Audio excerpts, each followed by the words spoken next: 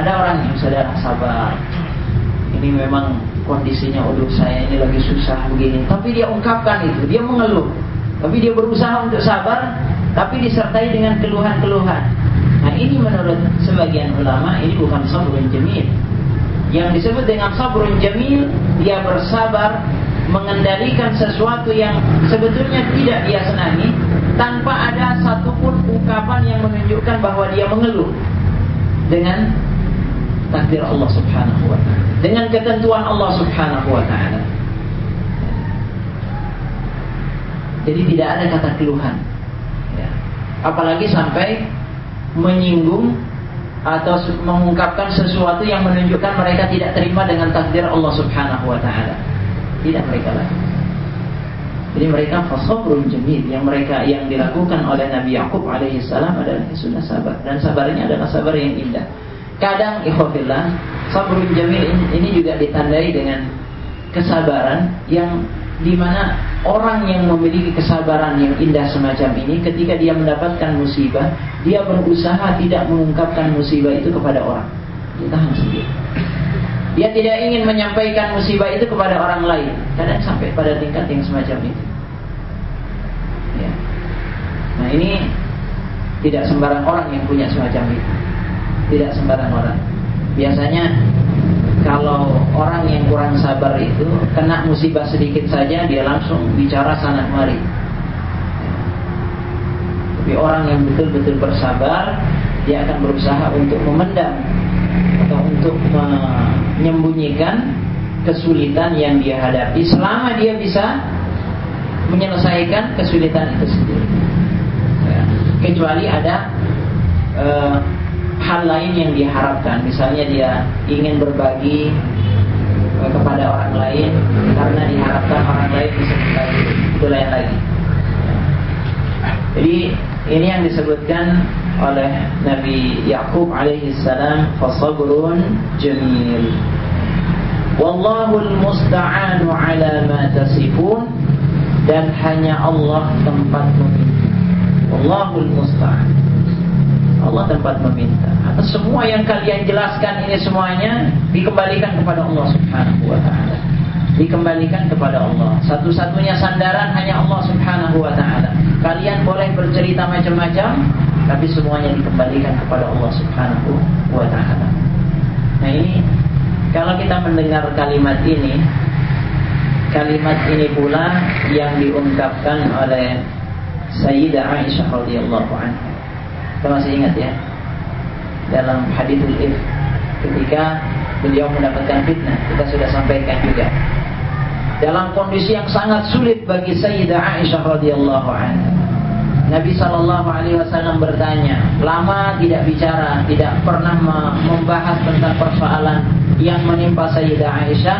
Tahu-tahu Nabi SAW datang kepada Sayyidah Aisyah dan kemudian bertanya, ya Aisyah, kalau memang benar ya rumor yang ada, isu yang ada, ya sudahlah, bertaubat saja kepada Allah Subhanahu wa ta'ala. Allah akan menerima taubat hambanya. Fasayubarri'ukillah. Tapi kalau memang tidak, ya Allah Subhanahu wa ta'ala insyaallah akan membebaskanmu dari semua ini. Gak bisa jawab itu Sayyidah Aisyah. Tanya kepada Abu Bakar, kepada ayahnya, ya Abu Bakar sudah jawab ini Rasul sallallahu alaihi wasallam. Abu Bakar juga tidak bisa menjawab. Bilang kepada ibunya, ibunya juga tidak bisa menjawab. Semuanya terdiam. Akhirnya apa yang dia katakan? Yang dia katakan, ya sudah, tidak ada yang bisa dikatakan kecuali yang dikatakan oleh Yakub alaihissalam, yaitu fasabrun jamilun wallahul musta'anu ala ma tasifun. Nah ini mudah-mudahan sifat yang semacam ini bisa kita miliki. Artinya dalam kondisi yang sulit kita tetap bersabar, kita minta kepada Allah Subhanahu wa ta'ala. InsyaAllah Allah Subhanahu wa ta'ala akan memberikan kemudahan-kemudahan atas segala kesulitan yang menimpa kita. Jadi demikian ikhwafillah rahimahullah, sampai kepada ayat yang ke-18. Nah, nanti pada ayat yang ke-19 ini ternyata benar ada rombongan. Waja'at sayyaratun fa'arsalu waridahum fa'adla dalwa. InsyaAllah kita akan bahas pada pertemuan selanjutnya. kita cukupkan sampai di sini. Mudah-mudahan ada manfaatnya untuk kita semuanya. Wabillahi taufiq wal hidayah. Wassalamualaikum warahmatullahi wabarakatuh.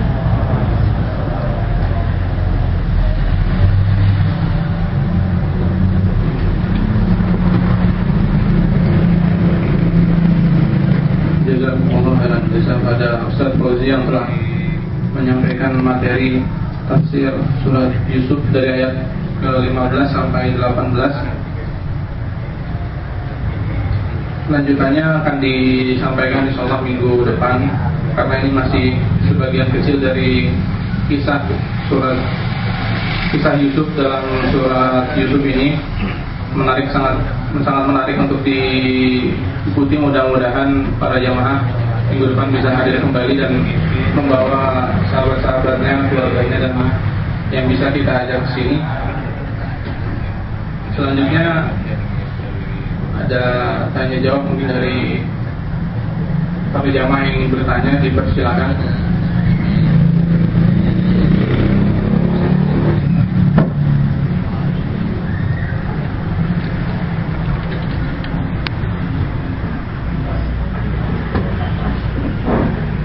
Assalamualaikum warahmatullahi wabarakatuh.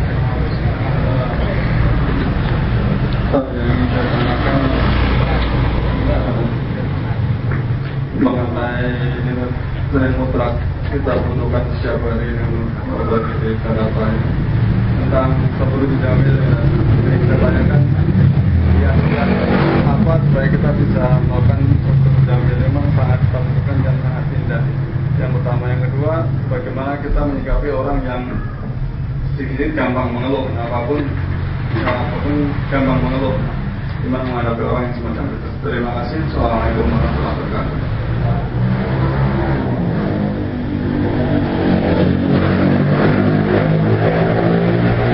Ya, bagaimana agar kita punya sifat sabar yang indah semacam ini? Di antara caranya adalah dengan kita memahami bahwa semua ketentuan Allah itu baik, tidak ada yang buruk. Semua ketentuan Allah itu baik, semua putusan Allah, semua takdir Allah itu pasti penuh dengan hikmah, penuh dengan pelajaran, pasti ada maslahat dan manfaat di dalamnya. Itu yang kita yakini. Apalagi kita baca setiap waktu Alhamdulillahirabbil alamin, segala puji bagi Allah Rabb al-alamin. Ini maknanya, di antara maknanya adalah kita bersyukur kepada Allah karena Allah yang mengatur urusan kita, bukan yang lain. Kalau kita bersyukur karena Allah subhanahu wa ta'ala yang mengatur, kita bersyukur karena Dia yang tahu apa yang maslahat buat kita, Dia yang tahu apa yang terbaik buat kita. Sehingga apapun yang kita dapatkan dalam kehidupan ini, kita yakini kebaikan. Itu yang membuat orang kemudian sudah bisa bersabar ketika dia memahami bahwa semua urusan yang terjadi padanya, yang menimpanya, itu tidak lain bersumber dari Allah subhanahu wa ta'ala. Ada satu ulama yang memberikan ilustrasi, kalau kita berada di dalam kelas, ruangan yang gelap misalnya, ketika ada benda keras yang menimpa kita, semacam pukulan, barangkali kita akan ngomel-ngomel gitu, karena kita tidak tahu siapa yang memukul di kelas itu.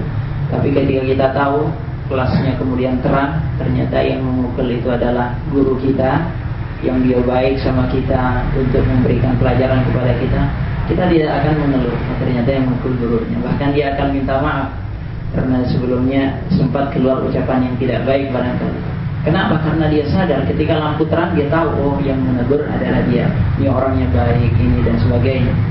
Ini ilustrasi kecil yang menunjukkan bahwa kalau kita beriman, kita tahu bahwa apa yang menimpa kita berasal, sumbernya dari mana? Yakni dari Allah Ta'ala, punya Rahman, Rahim, sifatnya penuh kasih. Maka kita insya Allah tidak akan ngomel-ngomel dengan putusan Allah Ta'ala, sebab Dia yang maha kasih sayang kepada kita. Jadi mengetahui sumber dari apa yang menimpa kita, dari mana asalnya, itu akan membuat kita lebih bisa menghadapi dengan baik, menyikapi semuanya dengan baik. Tapi kalau kita tidak tahu